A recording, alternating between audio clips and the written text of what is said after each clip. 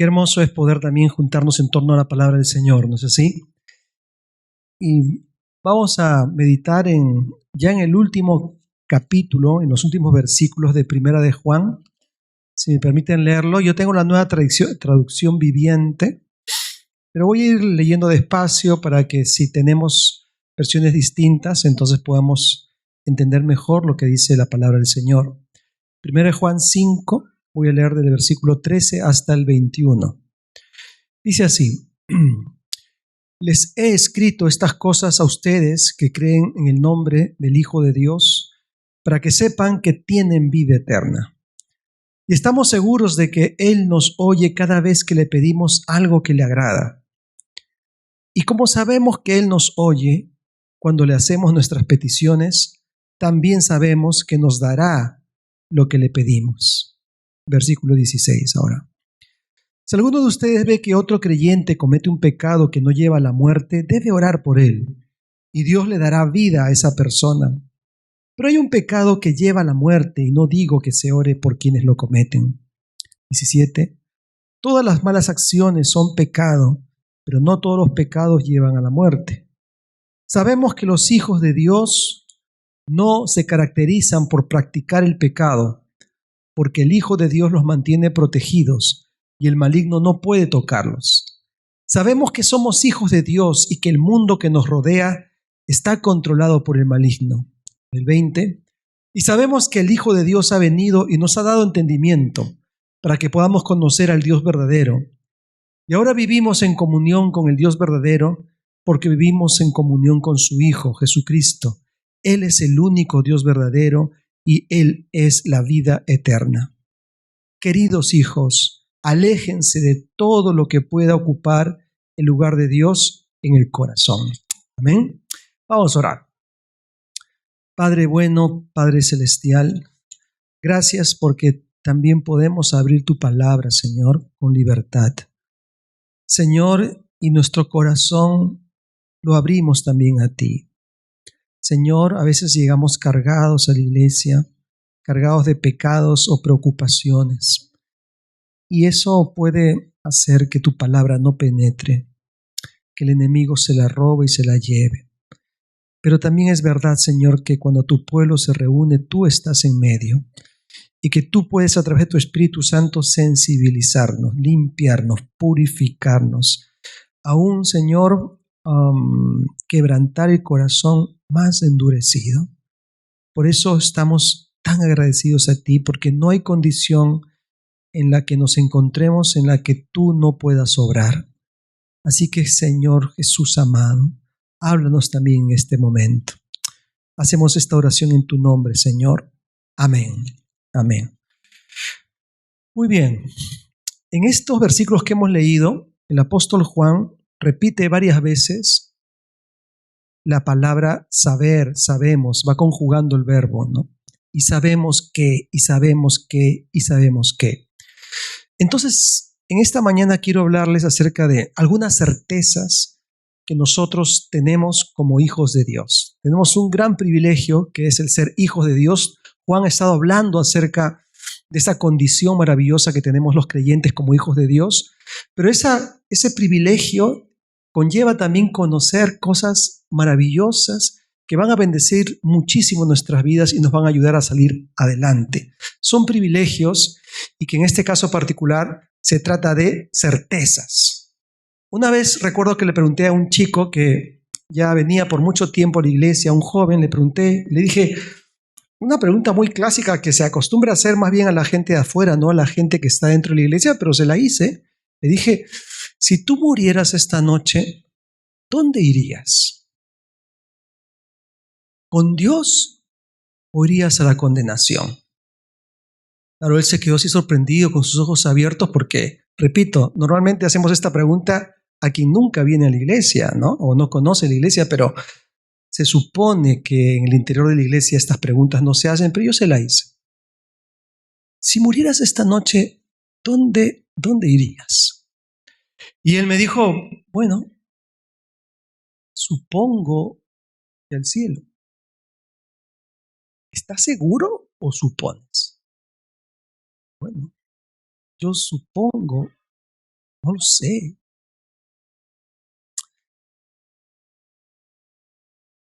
Hay muchas cosas en esta vida que nosotros suponemos, ¿no? Hay muchas dudas y temores respecto a la otra vida o esta vida que nos hacen vivir de una manera bastante inestable. Si yo no tuviera la seguridad que este suelo está firme, posiblemente estaría predicando mucho más nervioso de lo que suelo estar porque pensaría que podría caerme, ¿no?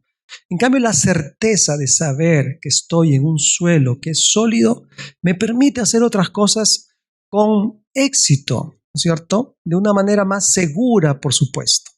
Pero para muchos la vida que llevan está llena de incertidumbre. No tienen incertidumbre para esta vida, no tienen certidumbre ni para esta vida ni para la siguiente. Es pura incertidumbre. Pero aquí en la Escritura, cuando Juan ha escrito a la iglesia, él termina queriéndonos dar certidumbres. Es decir, el Hijo de Dios debe estar seguro de muchas cosas. Y lo primero que dice aquí Juan es que ha escrito todo esto y les ha escrito a los que creen en el nombre del Hijo de Dios, o sea, en Jesucristo, para que sepan que tienen vida eterna. Para que sepan que tienen vida eterna. O sea, solamente a través de Cristo Jesús podemos alcanzar la vida eterna. Sin Cristo Jesús no hay manera, no hay forma de alcanzar la vida eterna, solamente tenemos condenación eterna, y esto está en toda la Escritura. Y es algo trascendental porque la verdad que da mucha pena que haya personas que pasen por esta tierra, que lleguen a la muerte y que nunca tengan la certidumbre de qué es lo que vendrá después. Juan nos dice que si tenemos al Hijo, tenemos la vida eterna. Entonces, el asunto está en saber si realmente el Hijo vive en nosotros. O sea, si realmente hemos permitido a Jesús entrar en nuestro corazón y que gobierne nuestras vidas. Porque si esto ha sido así, tú debes de tener toda la certeza que tienes la vida eterna. Ahora, ¿pero qué es la vida eterna? La vida eterna en verdad es mucho más que una, digamos, prolongación infinita, indefinida de los días, lo cual podría ser muy aburrido. La vida eterna es la vida que solamente está en Dios. O sea, el único que tiene cualidad o un atributo de eternidad es Dios. Ninguna otra cosa es eterna. Ni la creación ni el universo son eternos. El único que es eterno es Dios. Y Dios ha determinado en Jesucristo darnos la vida eterna, que es darnos su vida. Su vida, nuestra vida. Esta vida frágil, temporal y pasajera se llena de la vida de Dios y tengo vida eterna. No es que tendré vida eterna. Por eso que Juan dice en el Evangelio, el que cree en Él tiene, no dice tendrá, tiene vida eterna. ¿Qué quiere decir esto?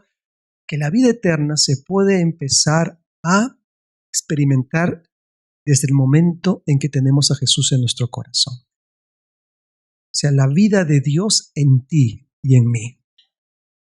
Una vida distinta, una vida diferente, una vida que te saque de la incertidumbre, del temor y del miedo. ¿Por qué la gente tiene tanto temor a la muerte? Porque no tiene ninguna certeza acerca de Dios. Porque no tienen una certeza acerca de lo que vendrá después. Parecíamos muy seguros, ¿no? Hasta hace un poco más de año y medio. Parecía que no fuéramos a morir nunca, jamás, o que si esto ocurría sería una cuestión muy excepcional o muy extraña. A ese punto habíamos llegado de sentirnos tan invulnerables, pero lo que ha ocurrido nos ha enseñado cuán frágiles somos y cuán temporales y pasajeros somos. Pero en medio de esa situación de incertidumbre, pase lo que pase, nosotros tenemos la certeza de la vida eterna porque estamos en Jesús. Y cuando tienes la certeza de la vida eterna, vives distinto. La verdad que los temores se alejan, se van, se marchan, porque tú sabes que hay una vida que trasciende, la cual Dios te ha dado. Entonces, si la vida eterna es tener la vida de Dios en nosotros, podemos decir que la paz de Dios, si Dios está en ti, la paz de Dios está en ti, por lo cual cualquier situación puedes vivirla con serenidad. Eso es vida eterna. La vida eterna también es que la vida poderosa de Dios vive en ti, por lo cual puedes tener victoria frente a cualquier circunstancia. La vida eterna también es que la vida de santidad de Dios habita en ti, por lo cual puedes derrotar escúchame bien, puedes derrotar cualquier pecado que aceche sobre ti, cualquiera. También la vida eterna es tener la vida de Dios a través de su amor, es decir, tener el amor de Dios en nuestros corazones al punto que podemos ser capaces de vencer también sentimientos tan oscuros como el rencor, como el resentimiento y como el odio. Esto es también la vida eterna, ¿no? Finalmente, la vida eterna es justamente eso, es el triunfo final sobre la muerte. Saber que un día resucitaremos con el Señor. Ten certeza de estas cosas, que el que está en Cristo tiene vida eterna. Muchos miedos y muchos temores se irán de tu vida y los enfrentarás de otra manera, de otra forma, porque sabes que tienes la vida eterna. Ahora bien, esa es primera certeza. Dice, nos escribe para que sepamos que tenemos vida eterna.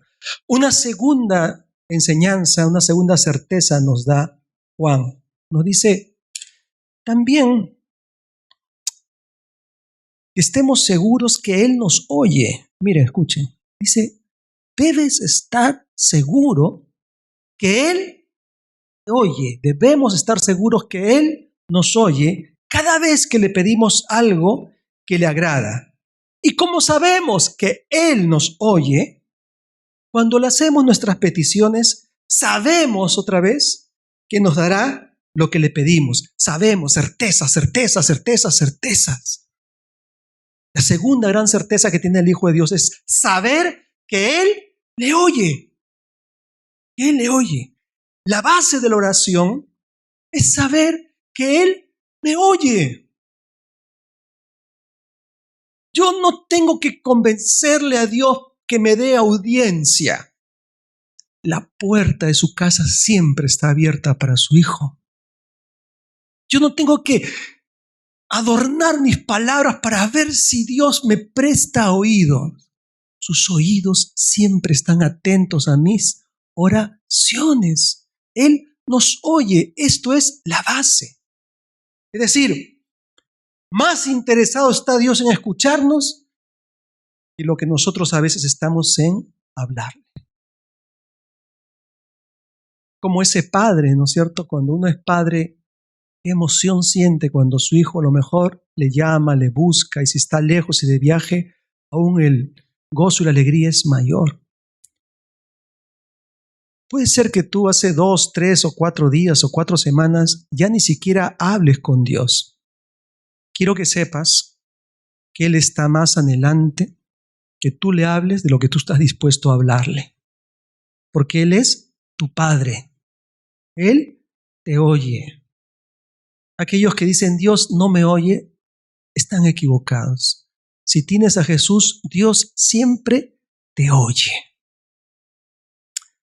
Cuando yo era adolescente, era muy inestable espiritualmente, ¿no? Tenía un mes así súper brillante con el Señor y de pronto unas caídas así, que me desaparecía 3 semanas de la iglesia.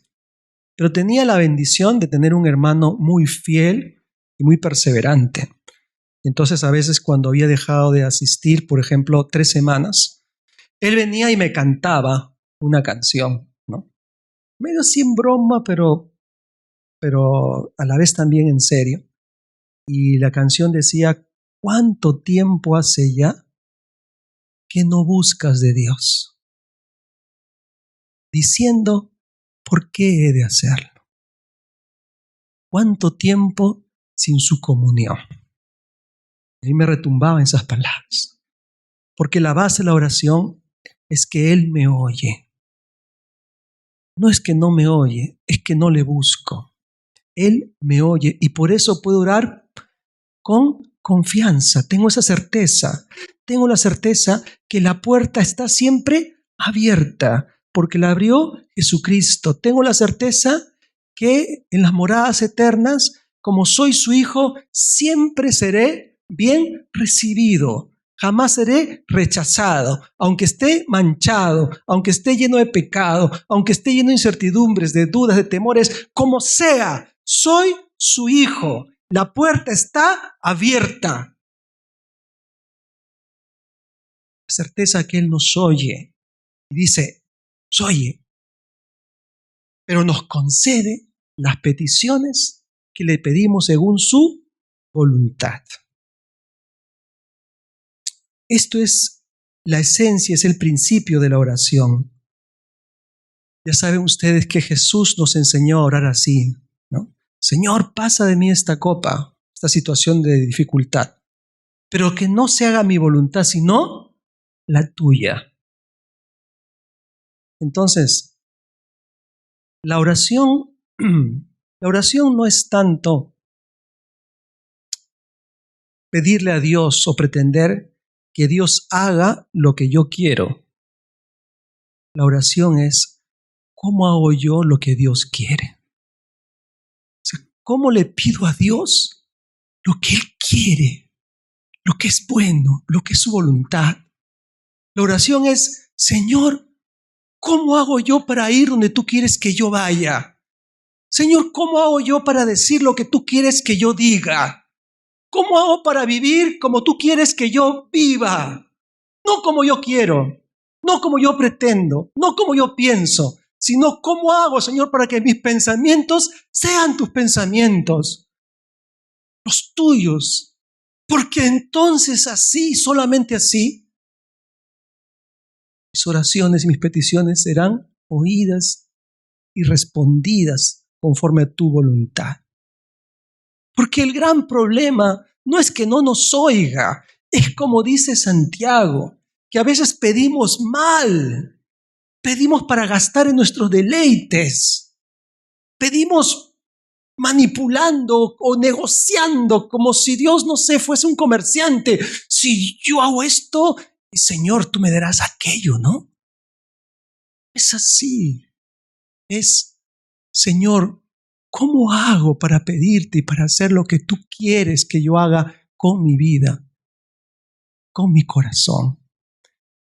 Así es como debemos orar. Por eso, muy bien, como se enseña a los niños, la oración más que hablar es escuchar. Es escuchar. Si antes de arrodillarnos y empezar a soltar una serie de cosas que suponemos que son nuestras necesidades, nos callásemos un poquito siquiera, ¿no? Y abriéramos nuestros oídos espirituales, seguramente descubriríamos que Dios nos estaría diciendo, hijo, es que eso ahí no te conviene.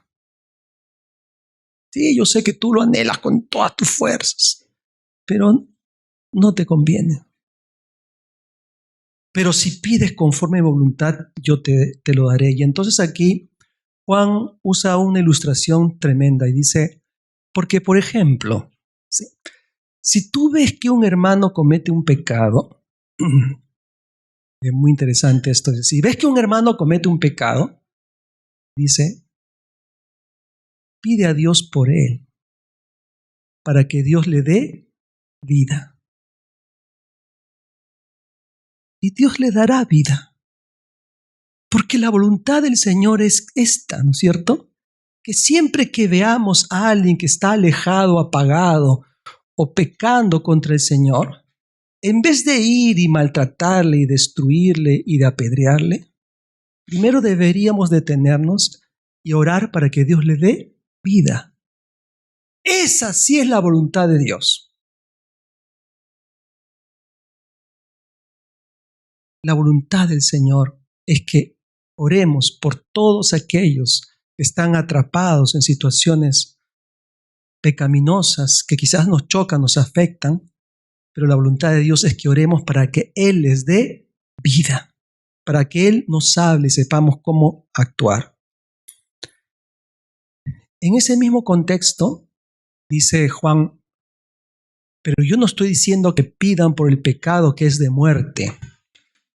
Entonces aquí los estudiosos, pues, y cualquiera de nosotros tiene un problema porque dice, ¿y cuál es ese pecado de muerte por el cual dice Juan que no se ha de pedir? ¿No? Y hay diferentes ideas que serían muy largas aquí enumerarlas, pero solamente decir que creo, como cree la mayoría ya en una lectura y una interpretación mucho más amplia, que efectivamente hay un solo pecado que es de muerte imperdonable, por el cual, a pesar de que oremos por él, no podría ser perdonado. El Señor puede perdonar cualquier pecado. Lo más horrendo, lo más oscuro, lo más terrible que podamos haber hecho, Él lo puede perdonar y Él quiere perdonarlo. Lo único que no se puede perdonar es el no estar arrepentido, porque es la base del perdón. ¿Cómo se puede perdonar si no hay arrepentimiento? Porque el propio Dios ha dicho que la base del perdón es el arrepentimiento y es la confesión. El pecado puede ser tan grande como los que cometió David, pero hay un Salmo 51 que nos enseña que al haber arrepentimiento hay perdón, hay reconciliación. Pero en cambio los pecados de los fariseos y de muchos religiosos jamás se perdonarían porque no había arrepentimiento. O sea, yo no puedo decir, Señor, finalmente tú vas a perdonar a todos los que han cometido un pecado a pesar de que no se hubiesen arrepentido. Es una contradicción. Entonces, ¿qué es lo que quiere el Señor? Lo que nos enseña aquí es que quieres empezar una vida de oración profunda, ¿cómo diría? Ferviente. Arrepiéntete con toda tu alma. Arrepiéntete con todo tu corazón. Esa es la voluntad de Dios. Eso es lo que le agrada a Dios, es el principio de todo. Y de ahí, por eso pasa a decir Juan, porque también sabemos esto. Es una tercera certeza. También sabemos esto, que los que han conocido al Hijo no practican el pecado. No practican el pecado, porque sabemos, dice, que Dios les guarda y el maligno no les puede tocar. Esto para mí es tremendo, porque un tiempo hubo una corriente casi que nos hacía vivir con un pánico y un miedo, porque parecía que estábamos totalmente en las manos del enemigo y cualquier cosa que tuviéramos en casa o que leyéramos, entonces ya era una oportunidad de él para zarandearnos y hacer lo que se diera la gana con nosotros. No, porque el Señor nos guarda. Y entonces aquí dice Juan, quiero darte una certeza. ¿Cuál es? Es que al ser un hijo de Dios, es posible para ti superar cualquier debilidad y cualquier pecado. Es posible que dejes de practicar ese pecado. Miren, en una pelea de box vemos dos contrincantes, ¿no?, que están luchando y hay un ganador. A veces ese ganador tiene los ojos amoratados. A veces ese ganador está chorreando sangre aquí, pero ha ganado. No ha sido doblegado, no ha perdido. El cristiano puede ser golpeado, puede caer en pecado, puede ser pisoteado, puede verse equivocado, pero debe en Cristo Jesús tener la certeza que ha sido creado para ser victorioso. O sea, tu pecado tú no me vas a doblegar, no me vas a doblegar. ¿Por qué no me vas a doblegar? Porque aquí Dios está conmigo, porque Él me da fuerzas, porque Él lucha por mí. Por eso decía Lutero, castillo fuerte es nuestro Dios, defensa y buen escudo. Aunque demonios mil prestos estén a devorarnos, no podrán, porque por nosotros luchará de Dios el escogido.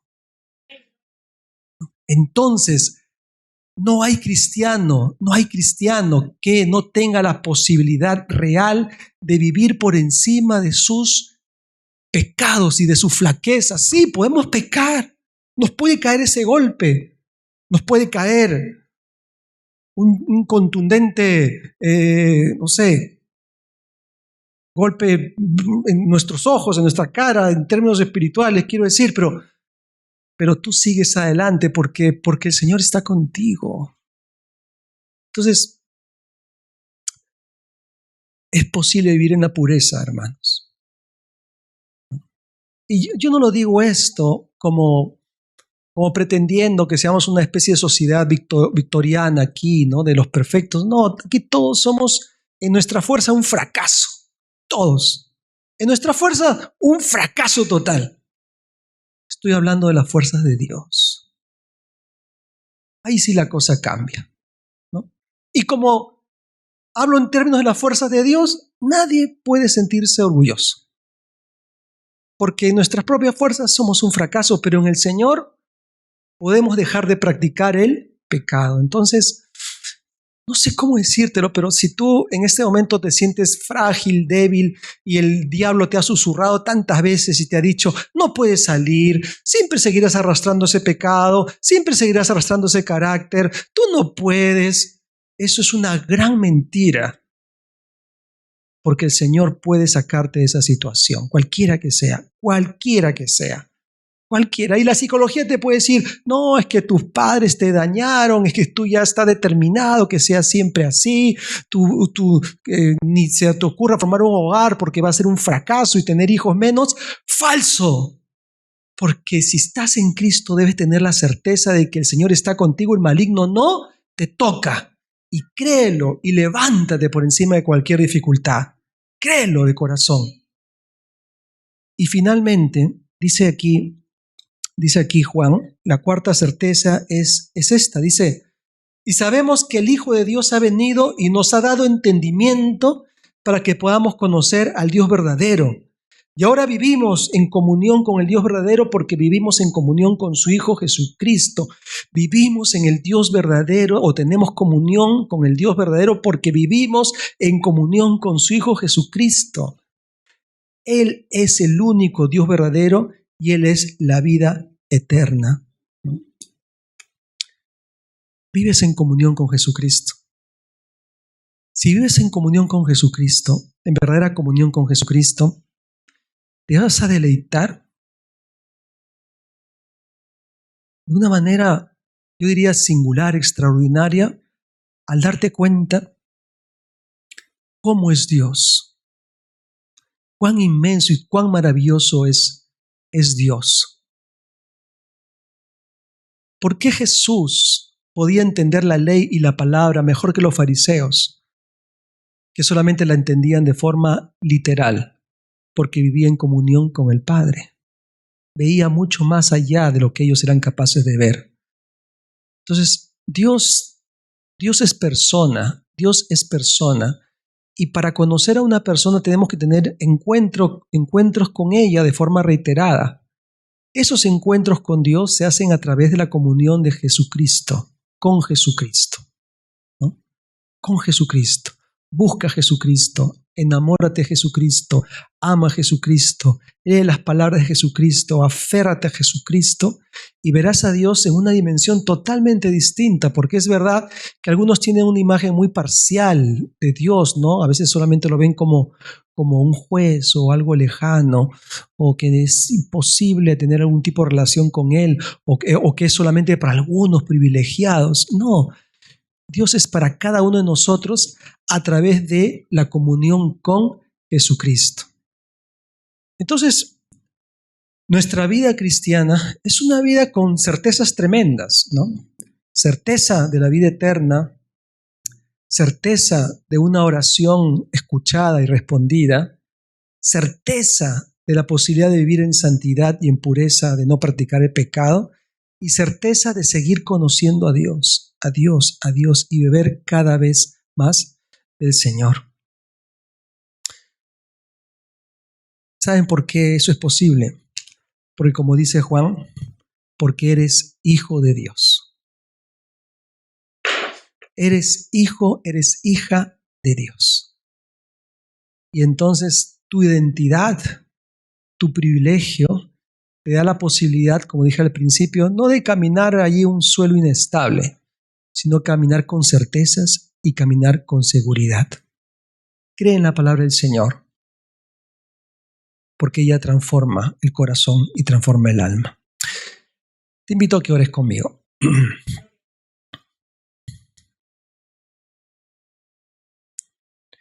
Nuestro buen Dios, Señor, el maligno no nos toca, Padre. Y te ruego en el nombre de Jesús que hagas retroceder toda acechanza espiritual, toda obra maligna, Señor, que quiera venir sobre nuestras vidas. Padre, que tu presencia poderosa, Señor, viva en nosotros, en nuestros corazones, de tal manera que las dudas, los temores, los miedos se disipen. Miedo a la muerte, el miedo al pecado, el miedo a la incertidumbre de no saber si hay un Dios o no hay Dios. Señor Jesús, ven a nosotros, a nuestras vidas. Llénanos de una forma tan plena que en verdad en nosotros haya un nuevo amanecer. Padre Santo, llénanos de esperanza. Llénanos de un corazón que pueda decir, quiero conocer tu voluntad. Quiero orar conforme a tu voluntad. Renuncio a mis deseos, a mis peticiones, a mis anhelos. Renuncio a todo eso. Quiero vivir de acuerdo a tu voluntad. Quiero orar conforme a tu voluntad. Ora de esa manera, querido hermano, hermana. Ora sí. Ora sí. Quienes viven de acuerdo a la voluntad de Dios, viven verdaderamente en un nivel distinto, maravilloso, porque viven conforme al corazón de Dios. Gracias, Señor. Que así sea. En el nombre de Jesús oramos. Amén. Amén.